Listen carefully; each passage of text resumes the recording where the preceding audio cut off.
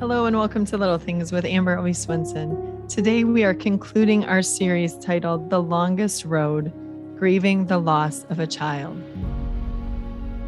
We've done 2 interviews with people who have experienced the loss of a child, and then we were able to also interview a counselor who helped us see a different perspective. And after we were done with those 3 interviews, I had an email from my producer and she asked if she could interview me. So today's episode is going to be just a little bit different than what you're used to, but I want to introduce to you my producer, Nhia. Hi, Amber. Hello, everyone. I'm glad to see you on the other side of the mic. I can see you, nobody else can, but people might not know how much you add to the program because they don't see our interactions and know the behind the scene things, but you are often adding little things that I can do or giving me ideas. And so I'm glad that people get to finally hear you. Well, thank you. I think you're much too kind with your words. As I say to everyone who will listen, you make my job easy. So I feel like I just push the button and then tell you to speak, and it's a pretty easy gig. Awesome. Good. So where did you want to go with this, Nhia? Yeah. This is my second podcast episode I've hijacked. You know, you've interviewed Pastor Mike before, and I kind of forced my way onto his show to talk about some of the sermons that he does on our Time of Grace with Pastor Mike Novotny podcast. But I really wanted to get to hear from you, Amber, rather than just hearing you be the one to ask the questions. I wanted to hear some of what your insights and your thoughts are concerning this topic. You know, I used to be a journalist, and it was always interesting. Whenever we were doing an interview, whether it was audio or video, as soon as we turned the camera off, as soon as we stopped the recording, as soon as we put our notebooks away, that's when the subject would open up about, I'm really glad you're doing this because A, B, C, D, E, F, G. And that's where all of the great stories were. And I saw that happening with your interviews. As soon as we stopped the record, that's when a couple more things would be revealed. And I said, I really want to hear you tell some of your stories as well. I mean, we hear you every week on Little Things already, so you're not shy about talking and sharing your thoughts. But maybe something a little bit more deeply personal and intimate, and we'll eventually get to that. But I wanted the listeners to see this other side as well, too. Instead of you being the questioner, you answer the questions. Fair enough. Okay. So one of the first things I wanted to do was for you to share with the listeners why you wanted to do this series. When you came to me with this series idea, I thought that was great because we've never really done this before. And it's one of those topics that unfortunately has become pretty taboo because people don't know how to talk about it. So they don't talk about it. So when you said, let's do it, I was totally on board with it. Yeah, let's do it. So why did you want to do this series? Yeah, it started behind the scenes as so many things do. I was asked to do a couple of interviews. One was with you, actually. And then I also was able to interview Matt Trotter, who's the president and CEO of Time of Grace. And as we were talking things through, and I think even after the interview, he just mentioned something about when he lost his daughter and how that changed things. And I didn't say much to him at the time. I didn't know his story at all. That's the first I had heard about it. But afterwards, I mean, within an hour probably of the interview that we had done, I emailed him and I said, Matt, I really think this is a super important subject that needs to be talked about. And part of that is because I have some really good friends who have lost a child. And there have been 2 couples in our congregation in the last years that have lost children that were older, you know, in their late teens, early 20s.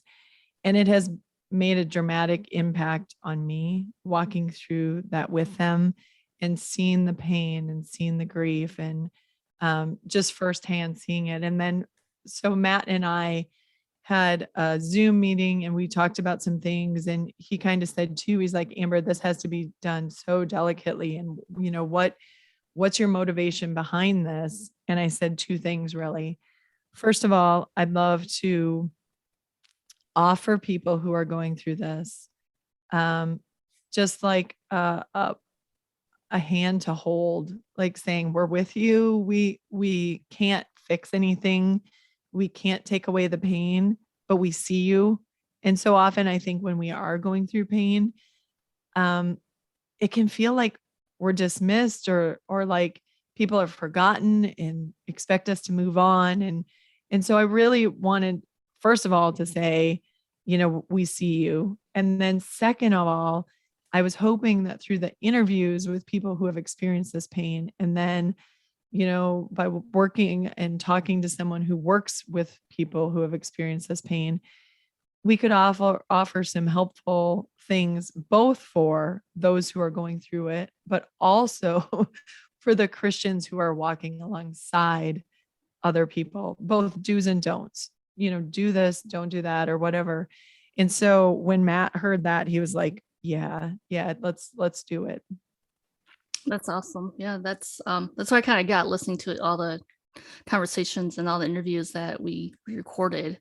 And would you say that for people who know you, and I think our listeners know you pretty well, would you say that some might find it surprising that you would take on such a project? Because you and I are both familiar with the Strengths Finders test, which is for those who aren't familiar, it's kind of like a Myers-Briggs type thing where it measures your strengths and your personality type. But for here, it's about strengths, and the impetus behind that is you maximize your strengths and not focus on your weaknesses. And with Strengths Finders, one of the things that they measure is empathy. Empathy is like middle of the road for me. I feel like I can be pretty empathetic with some things and just not so much with others.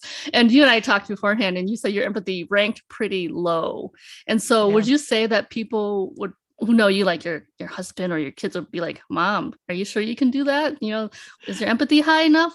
But yet you took it on anyways. And you shared with me that you had never prayed so hard as you did before you conducted the interviews with the moms who had lost their children. Yeah. So if anybody listened to the behind the scenes series that I did with Pastor Mike with the tough and tender love, I asked him to guess if I was tender or tough. And he's like, I've listened to your podcast. You're totally tough. And I was telling him about my incidents as a camp counselor when I was, telling kids where their food came from and that type of thing. And yeah, I generally tend to run on the tough spectrum. I'm pretty type A and let's get things done. But God did a good work on me in a couple of ways. First of all, we lost my father-in-law unexpectedly in 2005. And he woke up that morning and a couple hours later, he was dead. And he was somebody that I was super, super close to. And that's the first time I had experienced death with somebody that meant so much to me. And so God awakened something in me that I had never experienced before, and that I really struggled. Well, both my husband, both of us really struggled to get through that. And it was a long journey and a hard journey. And then, like I said, we had these really, really good friends who went through this, and it was devastating. They also, both of the people in our congregation, it was a tragic loss. It wasn't expected.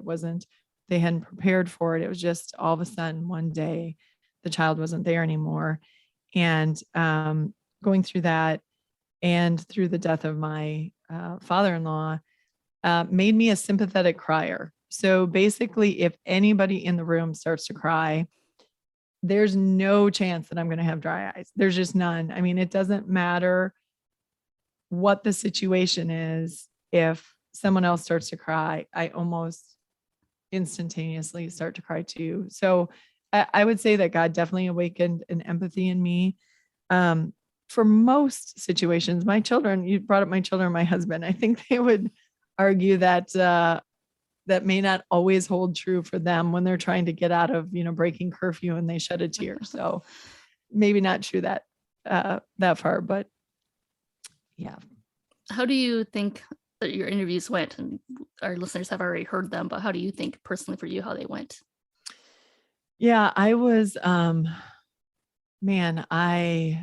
was thankful that God gave me strength. Like you said, I was praying mostly for strength because from the very first Zoom call that I had with Matt, Matt was telling me the story, and I was absolutely inconsolable. I was just in tears, and I thought, I how can I interview these women who have experienced such pain? And the Lord did give me the strength to go through them. I think that those women are so brave and courageous and unbelievably godly. Their perspective on things, both Mary Jo Trotter and Debbie Enter, the way they put it all into the bigger scheme. And I was inspired by the way that they could take something so devastating and give God glory and see purpose.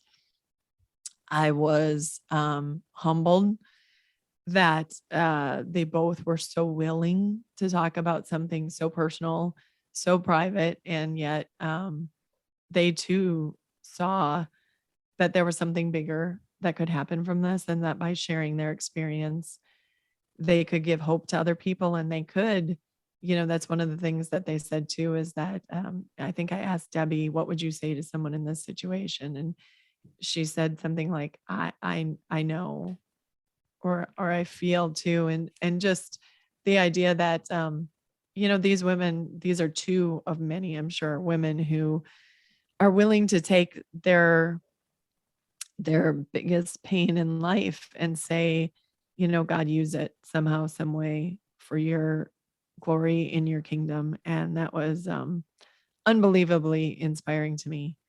And then Cheryl, who, was from Christian Family Solutions. Oh, I just thank the Lord that there are people like her who are willing to walk alongside people and listen to the stories, and day after day after day offer hope and help and healing, and also meet with the rest of us and say, this might be something you keep in mind. So all the way around, humbling, honored to be able to do what I do for the most part.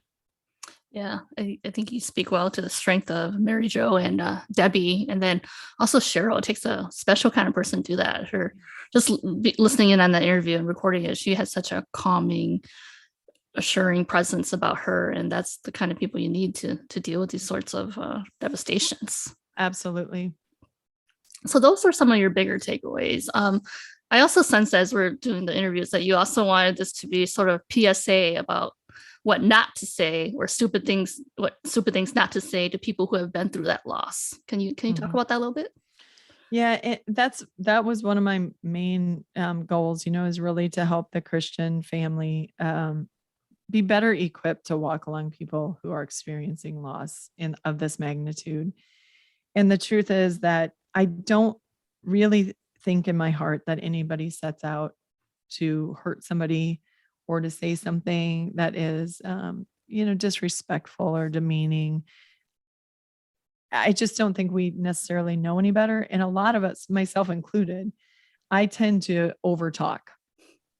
And I've learned throughout the years that, and it was Mary Jo brought it up so beautifully about her coworker. That's one of the main stories that stuck out to me, that coworker who came to the funeral and didn't say anything, but he was there. So you don't have to say anything. And so I think we do struggle at times to say something, and we think we have to fill that space. And that is one of the things that my father-in-law had said to my husband years and years ago, that my husband has brought up on many occasions. His dad had said to him one time, you don't always have to talk. Just because there's silence in the room doesn't mean it's bad. You don't have to talk just to fill the silence. Sometimes it's enough just to be there with someone.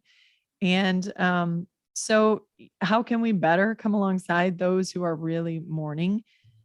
You don't have to talk about your dog that died 2 years ago, or your grandparents and how hard it was when you lost your grandparents. Sometimes you can just sit.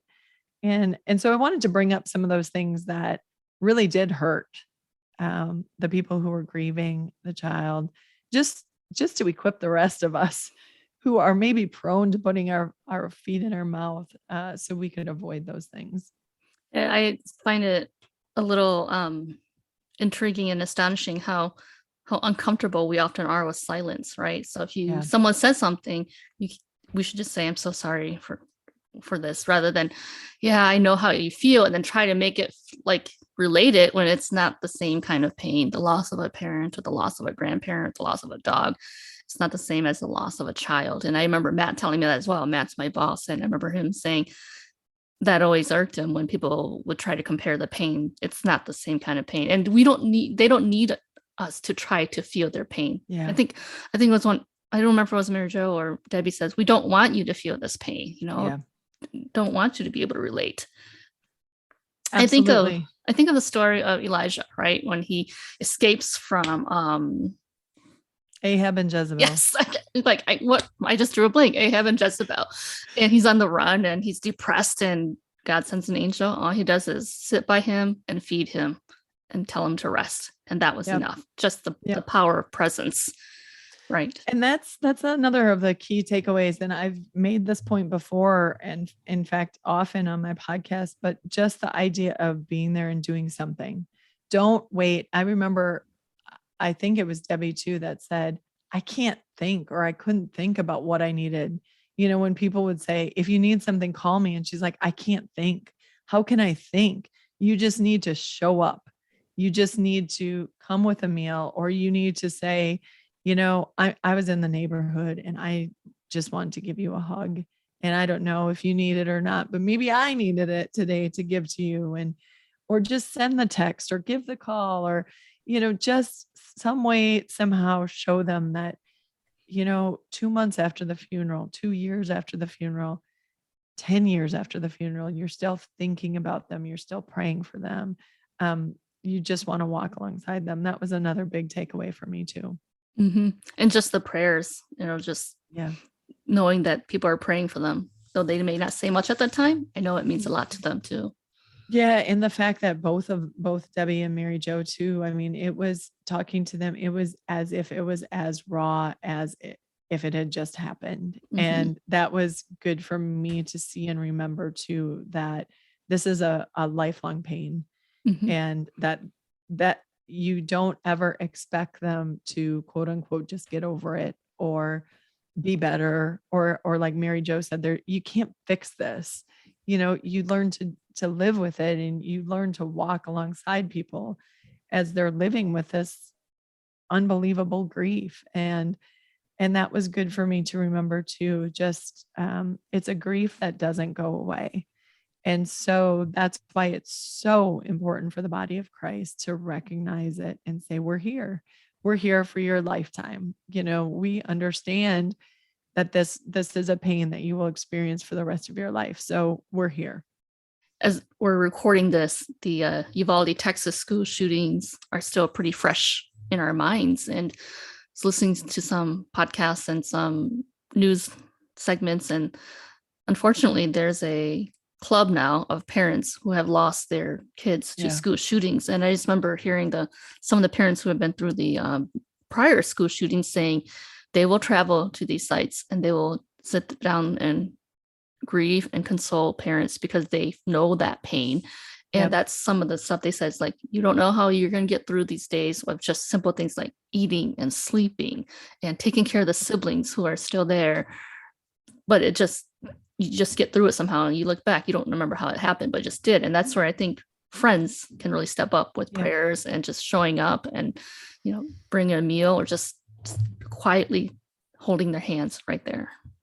Yeah, that brings up so many emotions. I mean, for all of us, and really it brings us back, for me, what it does every time I hear of any of these things. It just is such a reminder to me that we don't know the future. And when you say goodbye to your children, you do not know what the day will bring. And so it's a reminder to, make the word of God a priority, to love your children well, your spouse as well, to love everyone well, really. But, and then to know that time and circumstance, as the book of Ecclesiastes says, the race is not to the swift or to the strong. Time and circumstance happens to everybody.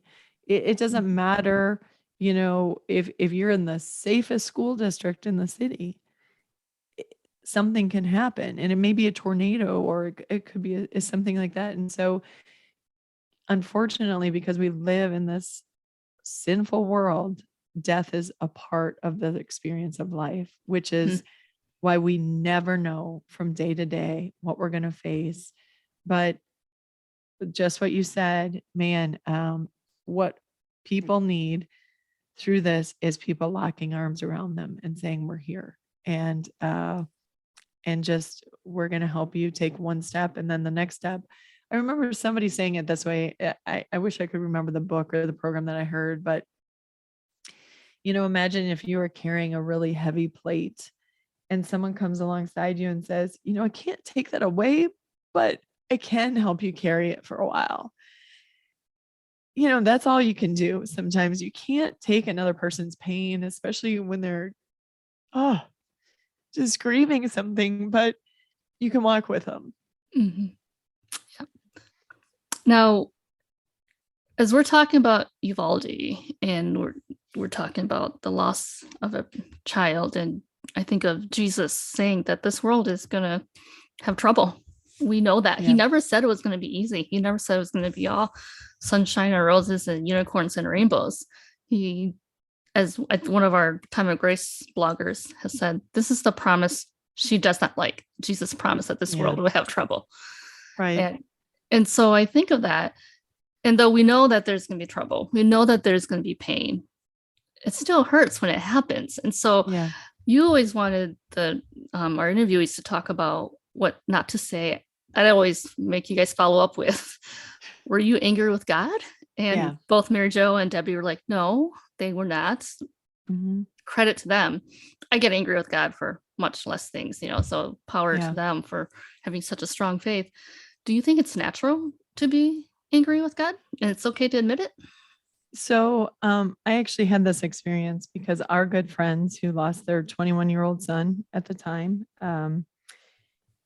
the husband was angry with God, and I had been at their house and he was telling me how that very day he had gone out in his backyard and just screamed at God. And I said to him, you know what? God has very big shoulders. He can handle your anger. In fact, you go ahead and talk to him and say whatever needs to be said, because I'm pretty sure he'll meet you there. And with everything in life, with any loss, especially, anger is one of those emotions that we deal with, the bargaining, the anger, the sorrow, and so, it's okay to be angry with God. Look at Jonah. I love that God has these specific examples in the Bible. And like you said, for something so much smaller, for the plant that withered because the worms that, came and ate it up. And Jonah's like, I'm angry enough to die, like God's okay. He can handle our anger. He can handle any emotion we have. Just keep turning to God. And what's wonderful about that and being honest, I love the idea of being honest in my prayers with God, because God knows my heart anyway. Mm-hmm. So I might as well tell him honestly, you know what? I'm really not okay with you allowing this to happen right now. And you could have done something different, but you didn't. I don't understand. I don't get it, but I'm coming to you because where else am I going to go? And just letting God take care of that. Like you said, when Elijah was super depressed and he too sat underneath the tree and he was like, I just want to die. I'm done. And God sent the angel. And so often we think that when we pray, you're not seeing the answer, but something is happening. And it may just be you getting the strength you need to get through the next hour or the next day. And, angels came and ministered to Jesus in the Garden of Gethsemane when he could not go on. And if they came to Jesus, they're certainly going to be there for us in our lowest moments and when we don't understand. And we just have to keep turning to him and let him do the good work in us. Mm-hmm. Now, I had talked about earlier about how once the mics are off and the recording has stopped, that's when some of the best stories come out. And after our interview with Debbie, it's just so gut-wrenching hearing the experience that she went through of how she still had to carry her son to term right next to her daughter. And I shared that story with my husband that night, and my heart just broke for them. Yeah. But that's also when you shared something too about you, Amber, that I had no idea about. The mics were off, the recording had stopped. Do you mind sharing that story with your listeners? No, not at all. So we were pregnant with our first daughter, and I was about, I don't know if it was 8 or 9 weeks along. And I started having trouble. I was at work and I started bleeding. And So I called the OB line and I said, "Hey, something's not right." And they said, "There's not really anything you can do about it. If you're going to miscarry, you're going to miscarry." But I went home and I, stayed in bed for a while. And later that night, I miscarried and I saw it come out and it looked just like in the books and the magazines. And so I knew that I had miscarried. And so my husband and we grieved through the night. It was just a terrible night. We had been praying for months before we got pregnant, and we were, asking God to give us a child. And so the next morning I called and I said what had happened. And they said, "You better come in for an ultrasound just so we know if we need to do a DNC or if everything has passed." And so we went in, and it was just it was traumatic, really, to go to this place where all the moms were there who were pregnant, waiting for their appointments, and you're sitting in the lobby knowing that there's nothing there. And so we went in to see the midwife, and she said, "I'm really sorry, and this isn't how we like to meet our clients, and the first thing we need to do is do an ultrasound. And we already know that there's nothing there, but at least we can make sure that you're healthy and get you on the path to conceiving again, if that's the plan." And so we went to the ultrasound again, just devastated. And um there was a heartbeat.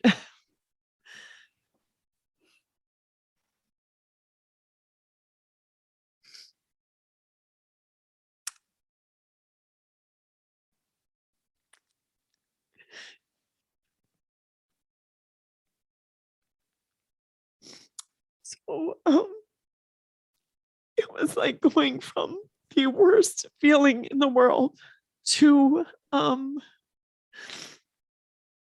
I can't believe that we get to do this. And so our first daughter would have been a twin, but we lost the twin. And we didn't know if it was a boy or girl. And for most of our life, we didn't talk about it. We just were so happy that there was something there, because it was the worst, most empty feeling to think that it had been taken away so soon. And we were just so shocked. And we just said, clearly God's plan for us was not to have twins. So we'll be thankful for what we've been given. And we were so thankful. And so we didn't even mention it to our daughter until years and years later. Probably she was 11 or 12 before we even brought it up. And like I said, we could definitely relate to, we had friends who had miscarried. And just the idea that we felt so blessed to still have one, because to go home empty and to start over seemed unbelievable. And we just never took it for granted that God entrusted us to be parents. Mm-hmm.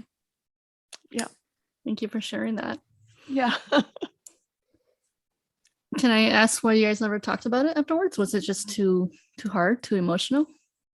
I think there's two reasons. One is that we did, when I was pregnant, I think I had 6 friends who were pregnant at the same time. So we had all gotten married 2 or 3 years earlier, and then we were all having babies at the same time. And I had a friend who had 2 miscarriages back to back, and she was walking with all of us as we continued our pregnancies, and just trying to keep, consoling her and walking through that with her, not knowing if she was going to ever carry a child to term. it just felt, I guess, somewhat cheap to me to bring anything up about my loss when hers was significantly greater. And so that was one reason. And then the second reason was, truthfully, we were so like unbelievably overjoyed um, to have a child that we just thought, we're going to focus on what God gave us instead of um, what he took away. And we have always thought that, if we had had twins, we probably would have been done after one pregnancy. It just seems like a much different thing to have twins than to have one. But God gave us 4 unbelievable children. So we just thought we'd been so blessed that we just chose to focus on that, I guess. Now, were you angry with God? Some of that bittersweetness of joy? Not at Yeah. all.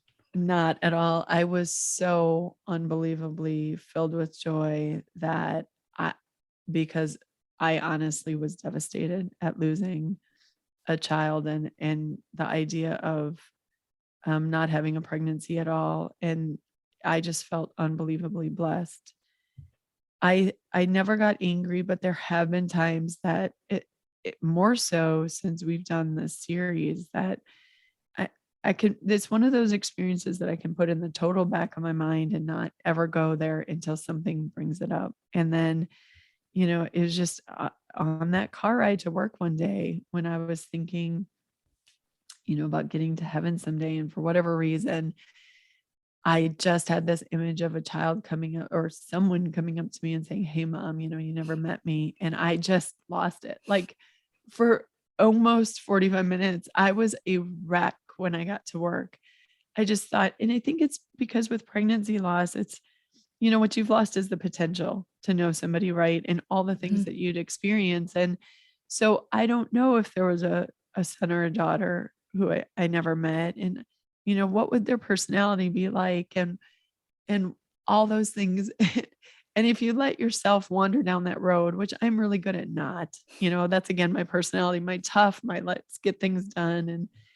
But if I let myself wander down that road, it can be heartbreaking to think of the potential of somebody that I never met who would have called me mom.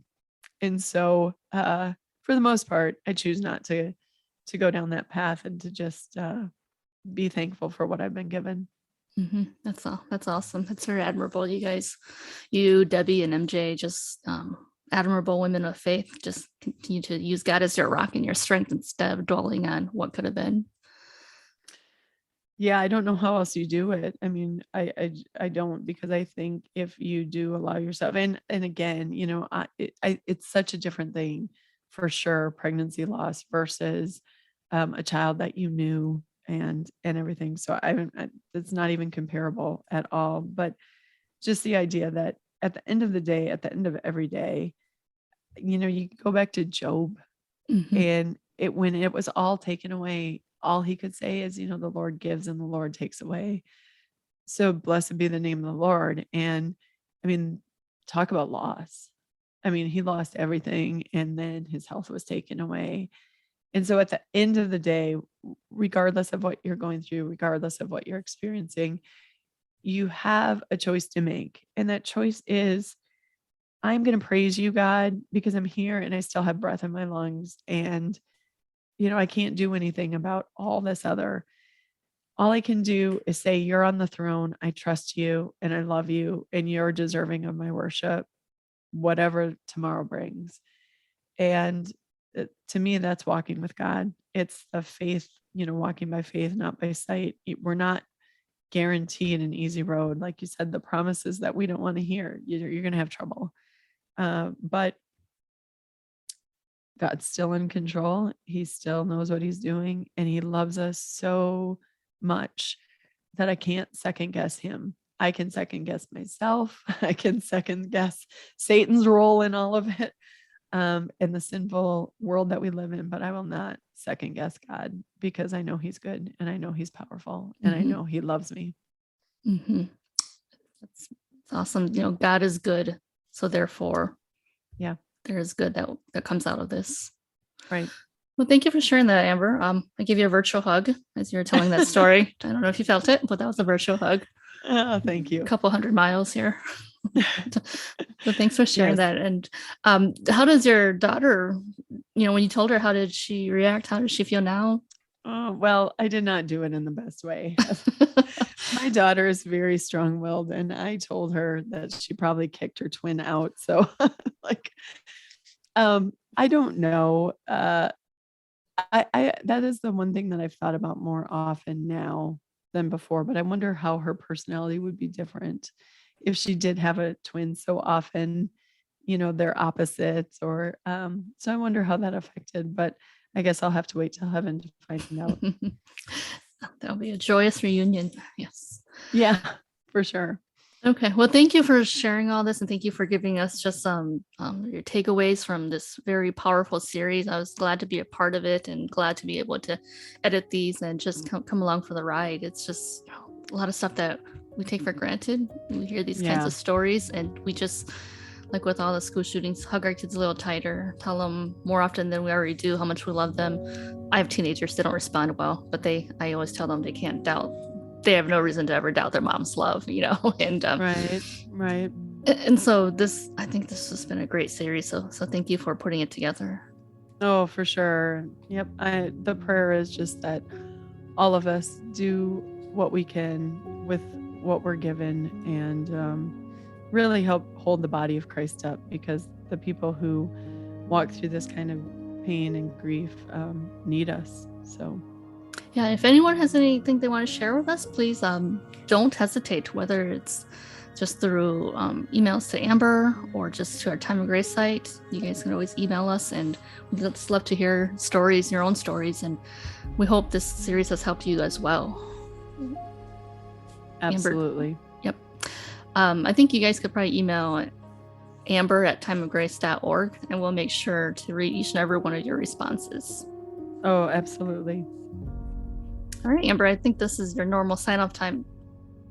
So typically I would sign off by saying that in God's kingdom, the little things are the big things. But honestly, this week and with this series, I really think all of this is big stuff, and it shouldn't even be looked at as little things, because in God's kingdom, really taking care of each other is an incredibly big thing. So thanks for listening.